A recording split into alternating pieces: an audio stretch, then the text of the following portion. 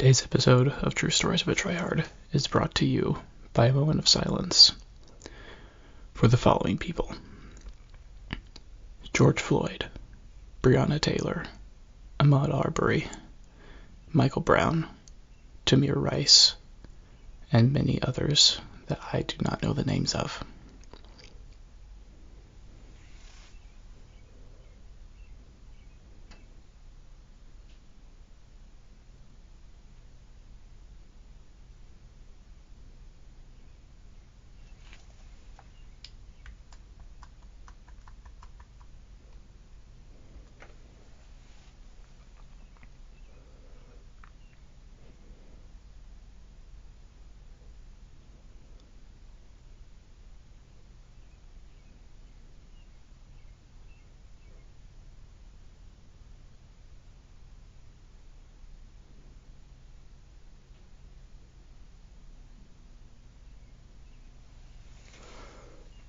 Together, we can end police brutality.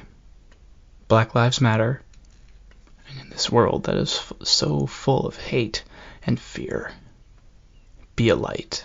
Hello, my name is Ethan Hewlin. Like you, I live in a world that never stops moving. Also like you, I have stories. These are my stories, the true stories of a tryhard.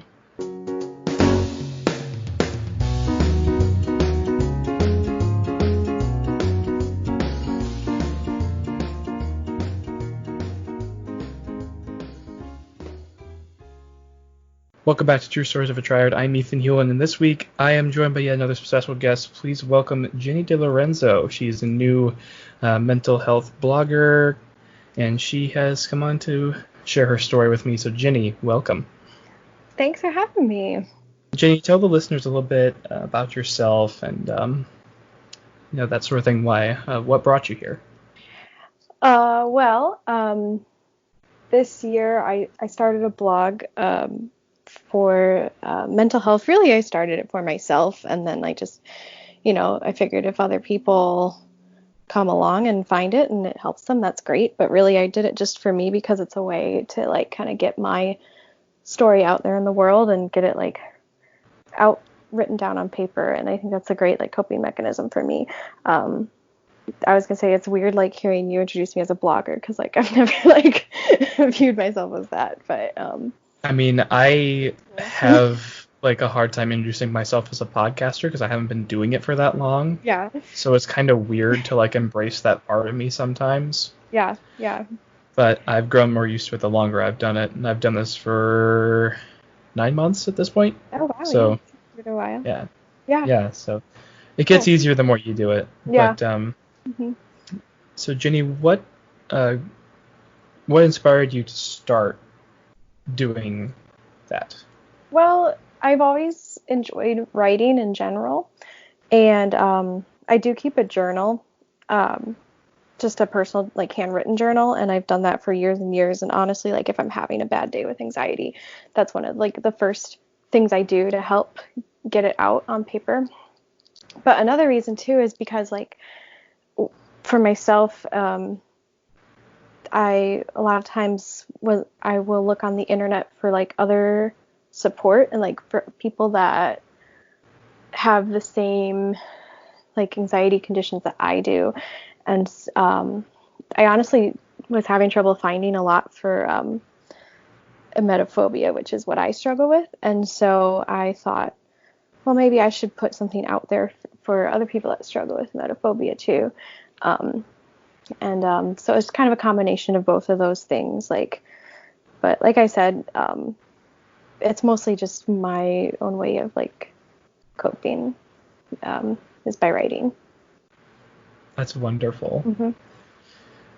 I actually view this as kind of my own way of coping with the anxiety and depression that I have. Yeah. It's the mission statement essentially of the show is to get the conversation around mental health to be more normal. Mm-hmm. So me talking to someone else who's also going through similar experiences is just a great way for me to both gain someone else's perspective as well as, inject my own thoughts into the world. And that in and of itself is very much therapeutic. Yeah, definitely. So, Ginny, can you tell the listeners out there what emetophobia is? Because it's not really something I think most people are familiar with. Yeah, absolutely. And I just want to put a forewarning, because if anyone listening has emetophobia, I'm probably going to use like some words that could be triggering. So I just want to throw that out there, because I know it's always nice to have a warning. So, but emetophobia is essentially it's the irrational fear of throwing up, or being around people who are throwing up, or just like in general, just the fear of it. And which I was kind of surprised in my research to find out that it's a lot more common than people think, because a lot of times people that have this condition don't like to talk about it, which myself included in that.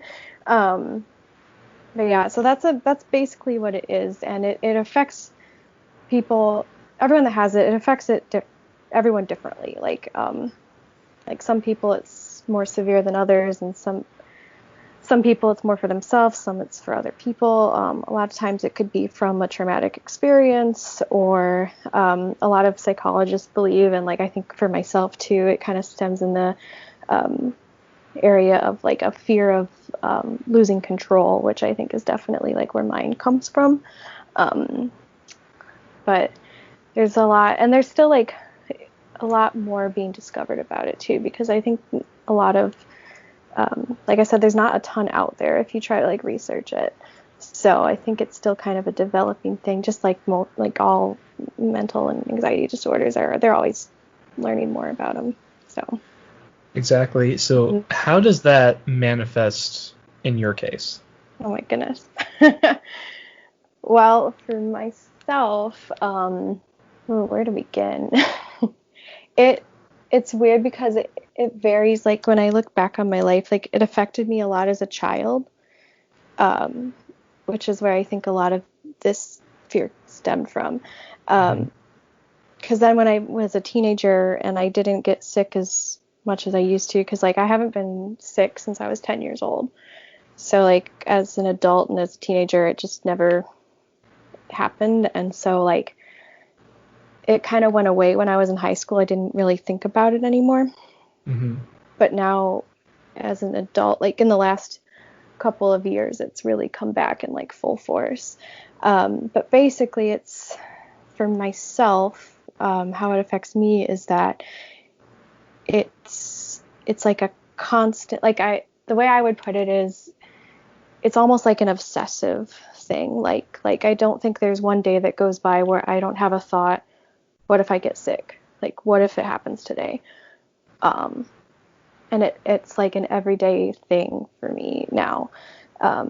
Most of the time, like on a good day, I can tune it out and shut it off. But a lot of times, if it gets triggered, it's really hard to calm those thoughts down, and then it will turn into an anxiety attack for me.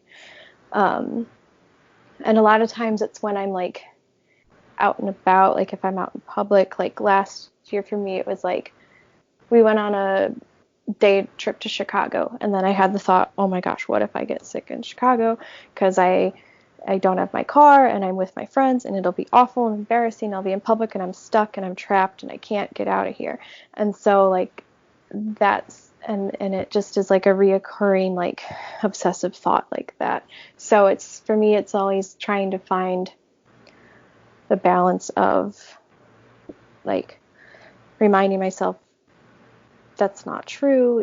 It's just an irrational thought. But at the same time, it's very hard when you have those irrational thoughts to reason with. And I think anyone with anxiety can tell you, like, yeah, like most of the time it's irrational. And so then you feel like, for me, then I feel silly thinking about these things. And then I feel like I can't tell anyone because no one's going to understand. Because they're all just going to be like, why, you're crazy for thinking this. And they're not going to get it. So. Yeah, I mean, as someone who's been diagnosed with anxiety since they were 10 years old, it's been one heck of a journey for me, for sure. And like you, my anxiety stems from my childhood. Specifically, if I had to pin one thing down, genetics aside, because Mm-hmm. both my mom and my dad have anxiety and my dad has depression. Mm-hmm. I'd say the inciting incident would be my parents' divorce, because that is like what really like got me kind of doubting myself. And there's a lot of that time that I've blocked from my memory because I don't want to think about that, because if I do, like you said, I start getting these irrational thoughts and they just start to go spiraling down, Yeah. and it's not a good feeling. And once again, like you said, most days, on the good days, I can tune it out. Mm-hmm. But there are definitely days when I can't. Yeah. And I'm definitely most vulnerable when I am around other people. Mm-hmm. But because I have GAD, it affects me in multiple ways. Mm-hmm. So that's my experience Yeah. with having to deal with the fact that at any time I could just start spiraling. Yeah. Yeah, definitely. Yeah, and like for me, with when I say it stems from my childhood, like I just remember having that same panic as a child. And it's funny because at the time I didn't know, because I was so little, I didn't understand what was happening to me. And I didn't know how to express that to my parents. And so they didn't know how to help me. And so now looking back as an adult and realizing, yeah, that was anxiety as a kid and I had no idea. Like I realized I've had it for as long as I can remember, really, because I just remember there were nights where I wouldn't want to go to sleep because I was so afraid of getting sick. And I would just cry, and my mom didn't know how to help me because I just didn't understand, and I didn't know how to express that to them either. I think I was afraid to tell them how I really felt, or I don't know, but I just remember not being able to communicate that. So now as an adult, I'm starting to have a better understanding, and I'm finally being more open about it and more open about my past too. And that's helped a lot, I think. It is still a process. Like I'm still learning how to do that, but it is interesting when you look back on your life to see where it all came from. Yeah, and that's why I really appreciate you um, saying yes to coming on, because I Mm-hmm. know how hard it can be for some people to be as open about their mental struggles as I Mm-hmm. am, and I would not be where I am today without help from multiple people. And I'm Yeah. sure you can say the same. Yeah, absolutely. Um, for sure. I've always been kind of open about having just anxiety in general, but the thing with emetophobia, I was embarrassed by it. I didn't want to admit it to anyone because I thought I was crazy for thinking this, because I was like, no one else gets it. Like I would say, like, oh, I'm so afraid of getting sick, but then people would say, well, that's part of life. Everyone gets sick. No one likes it. No one wants to. And I was like, yeah, but you don't understand. Like it controls my everyday thoughts. Like it's not normal. so, Right. so finally admitting even to my parents, because they were like the first people I told, that this is a real thing, was really difficult for me. And they still think they don't, like they understand it more, but they still feel like they don't completely get it. Um, and so that was another reason why I posted, because my very first blog post was actually from, I posted it in January of this year, but I wrote it last year, like summer of last year. And I wrote it because I was just having a terrible day with emetophobia. So I wrote my whole story. That was my first post.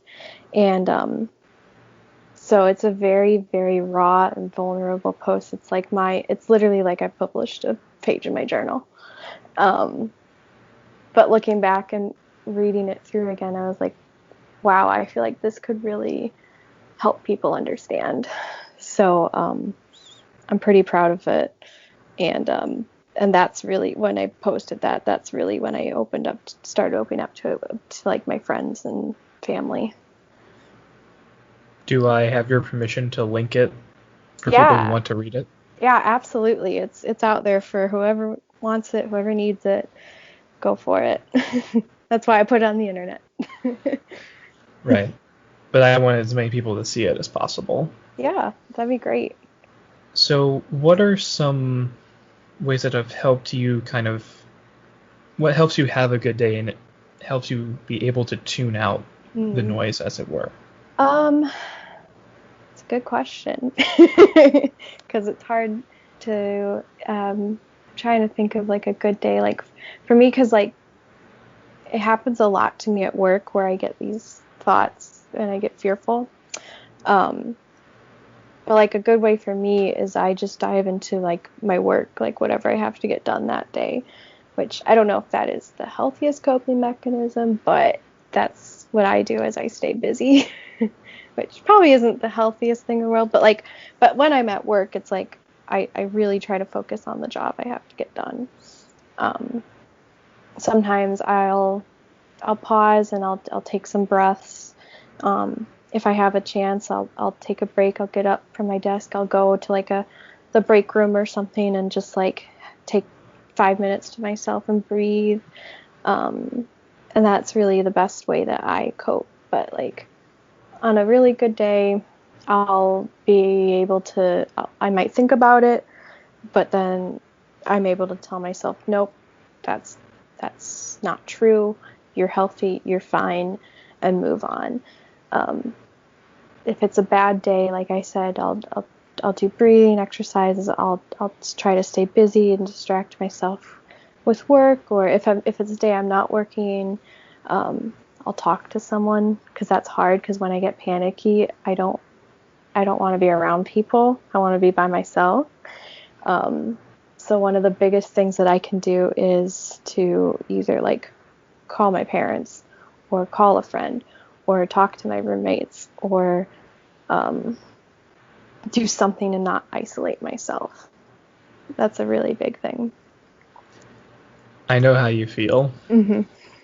because when I'm spiraling, I don't want to be around anybody either. Yeah. I'm I don't know how much you've experienced this, but I personally feel like almost on a daily basis that I don't want to bother anybody. Hmm. So when those things happen, I just kind of shrink away into my little corner and just stay there Hmm. and hope the storm passes, as it Yeah. were. Yeah, I definitely do that. And and that's I've noticed too for me that's one of the worst things I can possibly do because I am an overthinker and when I don't talk about it, it all stays in my head and I get so in my head that I blow everything out of proportion. But if I take the time and I actually like call my mom, like my mom is my go-to person, like I can talk to her about anything. And she can tell when I'm spiraling. Like even if I don't say anything, she knows. And so she'll start making me actually like talk about it and be like, "Well, why do you think that? Like what would happen if this happened?" And like once I start talking and saying it out loud, I start to realize how silly it all sounds. I mean, it's not silly because it is your feelings, but like once you get them out, you start to realize, okay, it's not as bad as I think it is. Right. Hmm. And like, this is something that I've addressed before. I don't know if I've addressed it here or not, but to me at least, there's a difference between knowing and believing, if that Hmm. makes sense. Like, you Yeah. know that what you're thinking isn't right, Hmm. but at the same time, you don't necessarily believe it because you Yes. don't know anything else. Yeah, absolutely. I say like I definitely experienced that with my irrational fear because it is irrational. Like in my head, I know that it's not true, but I've convinced myself that it is. Like it's very interesting how the mind works in that way. Yeah, it's not fun, No, to say the it's not. least. It's not. But at the same time, you have to take into account that I know, well, I can't speak for anybody else, but I have a great support system. Mm-hmm. I have a good, close group of friends. I have a girlfriend. I have family that I can talk to. And I know not everybody has that. Mm-hmm. So that's one of the reasons this is here. Yeah. It's both to give people a safe place to come to, and also for those who have not had a voice, for me to give them one. Yeah, that's really good. Because I would say for me too, like I do have a really good support system. I have really supporting parents and really good friends. Um, but yeah, and I know not everyone has that, especially like if you have this, because a lot of times it makes you feel like you're struggling alone. Um, but yeah, that's another reason like I wanted to be vocal about like my issues on the internet, because I want people to know like they're not alone in this. Like there's people out there who understand. Yes. Mm-hmm. And the next thing I'm going to say, I'm going to preface with a trigger warning, because I'm about to tell a story about suicide. Mm-hmm. When I was a junior in high school, it was a very rough time for me. And there was a time toward the beginning of my junior year where I felt like I couldn't count on anybody. And eventually, it got so bad, like, my anxiety got so bad, I literally felt like I was being eaten alive. Like there was an elephant sitting on my chest every Mm-hmm. day. And one day, as I was trying to go to sleep, the thought occurred to me, what if I wasn't here anymore? And at that moment, I just had to, like, I had an existential crisis. I was Mm-hmm. like, hold on, Ethan. What are you talking about? Mm-hmm. This is not you. So I called one of my friends and I told her how I had been feeling and everything that I'd been going through. And she was like, I'm sorry you feel that way. And I know that the people that we are friends with haven't really been kind to you. I will help you. Mm-hmm. And Audrey Hartwell, if you're listening, I owe you my life. So thank you. Mm-hmm. Wow, that's amazing. And I'm so sorry that you've ever had to feel that way, but I'm really thankful that you had people in your life that you needed at that time. That's amazing that you had that, because it really makes a difference. Absolutely. Yeah. I cannot stress enough how important it is to have someone, Mm-hmm. or not just one person, multiple people who Yeah. you know you can count on. Yep. Yep. And there's groups. I mean, like even if you feel like you don't have anyone, there's Facebook groups you can find. There's, there's so much out there online now that you can, there's like on-call therapists that for free, like there are options that you can go to. So you're never alone. Absolutely. You just have to it's the hardest thing, but you have to take that first step to reach out.